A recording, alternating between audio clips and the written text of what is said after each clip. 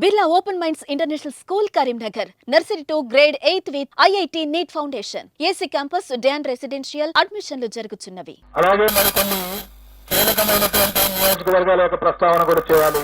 అచ్చెన్నాయుడు గారు తెలుగుదేశం పార్టీ యొక్క రాష్ట్ర అధ్యక్షులు, ఆంధ్రప్రదేశ్ అధ్యక్షులు, వారు టెక్కలి నియోజకవర్గం నుండి స్వల్ప ఆధిక్యతతో విజయం సాధించబోతా ఉన్నారు. అలాగే వల్లభనేని వంశీ గత 2 సంవత్సరాలుగా కొన్ని వివాదాల కారణంగా ప్రముఖంగా వార్తల్లో వ్యక్తిన వ్యక్తి గన్నవరం నుండి శాసనసభ్యుడిగా ప్రాతినిధ్యం వహిస్తా ఉన్నారు. ఈసారి కూడా వల్లభనేని వంశీ గన్నవరం నుండి గెలుపొందనున్నారు. అలాగే తమ్మినేని సీతారాం గారు ఆముదాల వలస నుండి ప్రాతినిధ్యం వహిస్తా ఉన్నారు. వారు ఆంధ్రప్రదేశ్ శాసనసభ స్పీకర్ గా ఉన్నారు. వారు కొద్ది ఓట్ల తేడాతో ఓటమి చవిచూసేటువంటి అవకాశం ఉన్నది.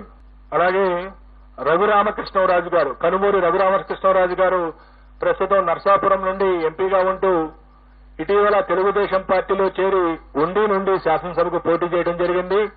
వారు ఉండి నుండి గెలుపొందబోతా ఉన్నారు.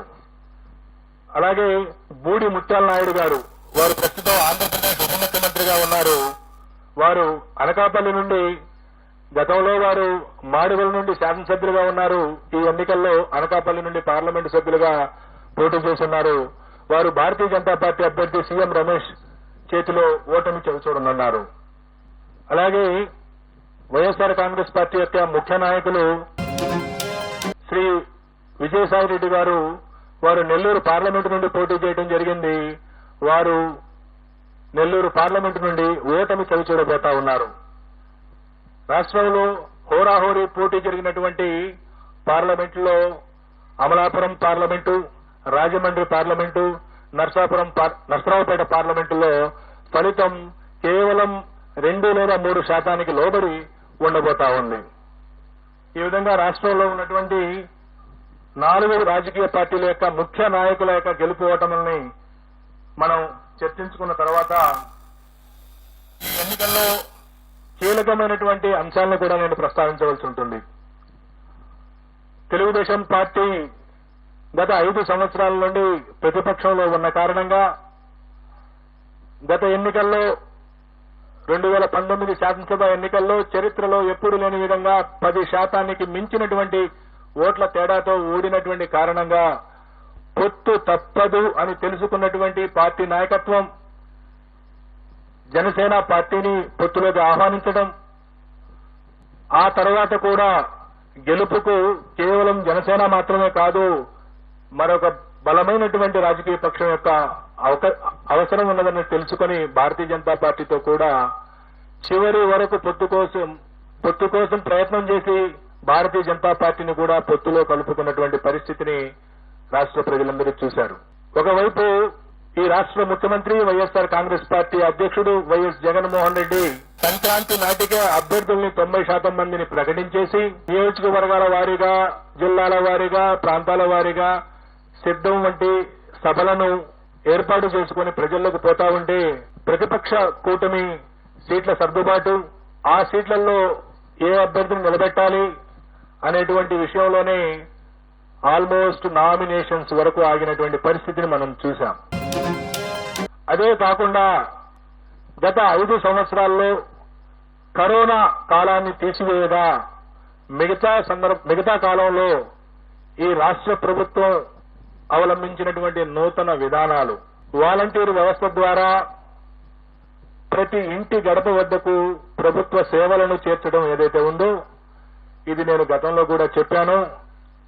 ఈసారి ఎన్నికల్లో అది కీలక పాత్ర పోషించబోతా ఉంది. 71% మంది గ్రామీణ ప్రజానీకం ఉన్నటువంటి ఆంధ్రప్రదేశ్ లో ఏ గ్రామంలోనైనా సరే ప్రభుత్వం ద్వారా ఏదైనా పథకం లబ్ధి పొందాలన్నా, ప్రభుత్వానికి సంబంధించినటువంటి ఏదైనా సంక్షేమ అభివృద్ధి కార్యక్రమం పొందాలన్నా ఆ గ్రామ స్థాయి నాయకుడి దగ్గరకో, మండల స్థాయి నాయకుడి దగ్గరకో వెళ్లాల్సినటువంటి పరిస్థితి. ఈ వాలంటీర్ వ్యవస్థ ద్వారా ఆ పరిస్థితి నుండి మార్పు తీసుకొచ్చినటువంటి వైరాన్ని ఈ రాష్ట్ర ప్రజలు అభినందించారు. ఏ ప్రభుత్వ పథకం కావాలన్నా, ఏ ప్రభుత్వానికి సంబంధించినటువంటి ప్రయోజనం జరగాలన్నా వాలంటీరే ఇంటి దగ్గరకు వచ్చి సేవలు అందించేటువంటి ఒక వినూత్న కార్యక్రమం ఈ రాష్ట్ర ప్రజల్లో ఆత్మగౌరవం పెంచింది అనడానికి ఏమాత్రం సందేహం లేదు. దానితో పాటు గతంలో ఉన్న 31 లక్షల పెన్షన్దారులను 64 లక్షలకు పెంచడం, గత ప్రభుత్వం కేవలం చివరి 2 నెలల్లో ఇచ్చినటువంటి 2,000 రూపాయలతో పోల్చుకుంటే ఈ 5 సంవత్సరాల పాటు 2,000 రూపాయల నుండి 3,000 రూపాయలకు పెన్షన్ ఇవ్వటం,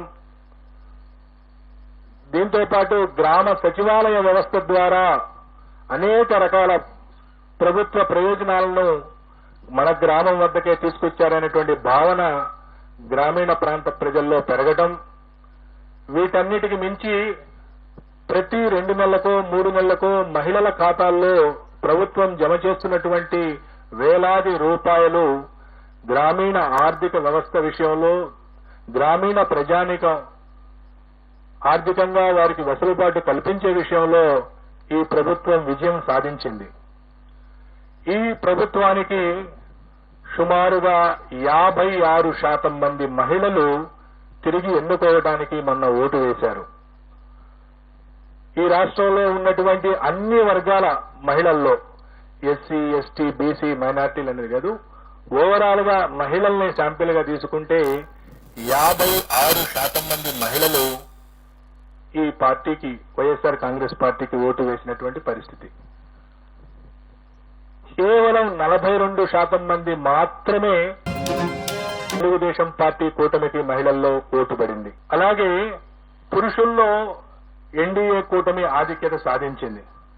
సుమారుగా మహిళల్లో 13 నుండి 14% వైఎస్ఆర్ కాంగ్రెస్ పార్టీ ఆధిక్యత సాధిస్తే, పురుషుల్లో వైఎస్ఆర్ కాంగ్రెస్ పార్టీ కేవలం 45.35% పరిమితమైంది.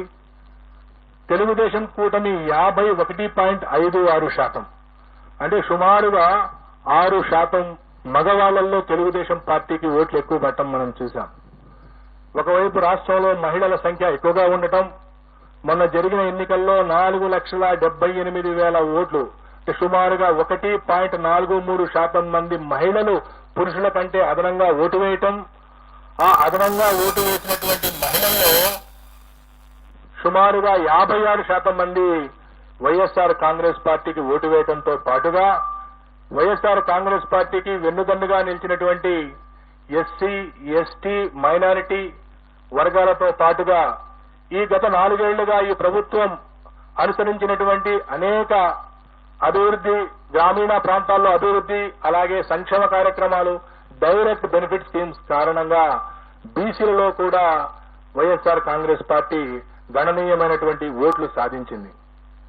ఈ విధంగా తనకున్నటువంటి ఓటు బ్యాంకును కాపాడుకుంటూ కొత్తగా బీసీలలో ఓటు బ్యాంకుని చేర్చడం ద్వారా, మహిళల్లో తన ఓటు బ్యాంకును పెంచుకోవడం ద్వారా వైఎస్ఆర్ కాంగ్రెస్ పార్టీ ఈ రోజు తిరిగి రాష్ట్రంలో మరొకసారి అధికారంలోకి రాబోతా ఉంది. వైఎస్ఆర్ కాంగ్రెస్ పార్టీ ఆంధ్రప్రదేశ్ లో మే 13వ తేదీన జరిగినటువంటి ఎన్నికల్లో 49.41% ఓట్లను సాధించి 94 నుండి 104 అసెంబ్లీ స్థానాల్లో గెలవబోతా ఉంది. అలాగే తెలుగుదేశం పార్టీ కూటమి 47.55% ఓట్లను సాధించి కేవలం 71 నుండి 81 స్థానాలకు పరిమితం కాబోతా ఉంది.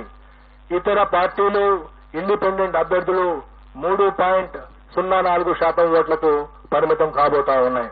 సుమారుగా 2% ఓట్ల ఆధిక్యతతో తెలుగుదేశం పార్టీ కూటమి కంటే సుమారుగా 20-25 స్థానాల్లో వైఎస్ఆర్ కాంగ్రెస్ పార్టీ ఆధిక్యత సాధించి మరొకసారి ప్రభుత్వాన్ని ఏర్పాటు చేయబోతా ఉంది. అలాగే పార్లమెంటు విషయానికొస్తే ఆంధ్రప్రదేశ్ లో ఉన్నటువంటి 25 పార్లమెంటు స్థానాల్లో 48.29% ఓట్లను సాధించి వైఎస్ఆర్ కాంగ్రెస్ పార్టీ 13 నుండి 15 పార్లమెంటు స్థానాలను గెలవబోతా ఉంది. అలాగే తెలుగుదేశం కూటమి 47.68 ఓట్ల శాతాన్ని సాధించి 10 నుండి 12 పార్లమెంటు స్థానాల్ని గెలవనున్నది. 4.03% ఓట్లు కాంగ్రెస్ పార్టీ మరియు ఇతర పార్టీలకు లభించని, ఏ పార్టీ కూడా ఇంకా వేరే పార్టీలకు సీట్లు లభించేటువంటి అవకాశం లేదు. కడప పార్లమెంటు నుండి పోటీ చేసినటువంటి శ్రీమతి షర్మిల గారు అక్కడ గణనీయమైనటువంటి ఓట్లు పొందుతున్నప్పటికీ అక్కడ గెలిచే పరిస్థితి లేదు. వారికి అక్కడ డిపాజిట్ కూడా దక్కేటువంటి పరిస్థితి లేదు. ఆవిడ సుమారు 12% ఓట్లకి పరిమితం కాబోతా ఉన్నది. ఈ విధంగా కాంగ్రెస్ పార్టీ సుమారుగా 3% ఓట్లు పార్లమెంటు స్థానాల్లో చీల్చిన కారణంగా వైఎస్ఆర్ కాంగ్రెస్ పార్టీ గెలవలసినటువంటి మరో 3 స్థానాల్ని కోల్పోబోతా ఉంది. అయినప్పటికీ ఎన్డీఏ కూటమి కంటే కూడా 2-3 పార్లమెంటు స్థానాలను అధికంగా సాధించబోతా ఉంది. సుమారుగా 13 నుండి 15 స్థానాలు వైఎస్ఆర్సీపీ, 10 నుండి 12 స్థానాలు టీడీపీ కూటమి సాధించబోతా ఉంది. సో ఈ విధంగా ఆంధ్రప్రదేశ్, తెలంగాణలో జరిగినటువంటి హోరాహోరీగా జరిగినటువంటి ఎన్నికల యొక్క ఫలితాలు జూన్ 4వ తేదీన ఉండబోతా ఉన్నాయి. జూన్ 4వ తేదీన మా ఈ ఆరా సంస్థ వైపు నుండి ప్రకటించినటువంటి పోస్ట్ పోలు నిజం కావాలని, గత 16 సంవత్సరాల్లో అనేక ఎన్నికల్లో వాస్తవానికి ఫలితాలకు దగ్గరగా మా ఆరా సంస్థ ఏ విధంగా అయితే ఫలితాలను ప్రకటించిందో అదే స్థాయిలో ఈ ఫలితాలను ప్రకటిస్తున్నామని తెలియజేయడానికి గర్వపడతా ఉన్నాం. అనేక రకాల ఒత్తిళ్లు, అనేక రకాల విమర్శలు అన్ని మా ప్రొఫెషన్ లో భాగంగా ఎప్పుడు వస్తూనే ఉంటాయి.